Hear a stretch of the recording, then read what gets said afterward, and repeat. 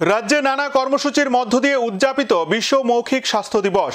রাজ্যে সরকারিভাবে জাতীয় স্বাস্থ্য মিশন ও অল ইন্ডিয়া ডেন্টাল অ্যাসোসিয়েশনের যৌথ উদ্যোগে এই দিবসটি উদযাপন করা হয় আগরতলা আইজিএম হাসপাতালে। দিবসটি উপলক্ষে আয়োজিত বিশেষ সচেতনতামূলক কর্মশালায় উপস্থিত ছিলেন রাজ্য সরকারের মুখ্য সচিব জে.কে. সিনহা, স্বাস্থ্য দপ্তরের সচিব কিরণ গিত্তে এবং জাতীয় স্বাস্থ্য মিশনের সহকারী মিশন ডাইরেক্টর বিনয় ভূষণ দাস সহ অন্যান্যরা।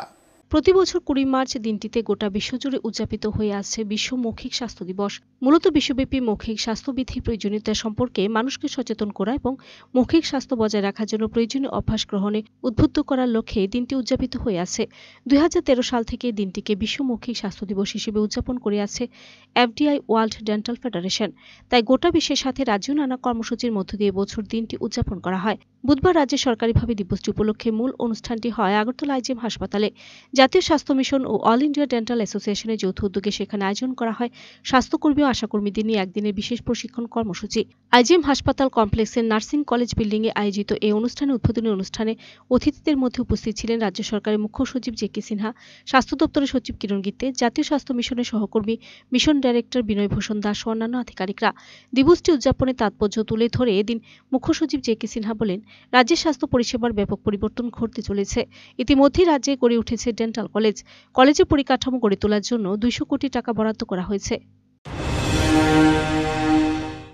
जैसा कि अभी किरण गित्ते साहब ने कहा कि हमारे राज्य की जो प्राथमिकता है वो प्रथम प्राथमिकता ही स्वास्थ्य संबंधी है और इसके लिए बहुत सारे प्रयास भी किए जा रहे हैं।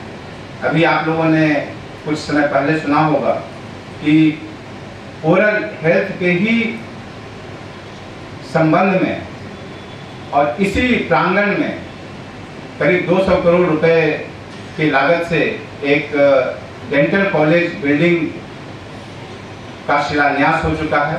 अभी कुछ दिनों पहले हमारे माननीय प्रधानमंत्री जी ने किया था।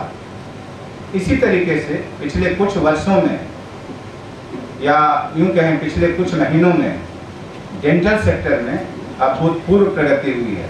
यह किसी से छुपा नहीं है, यह आप सब लोग देख सकते हैं।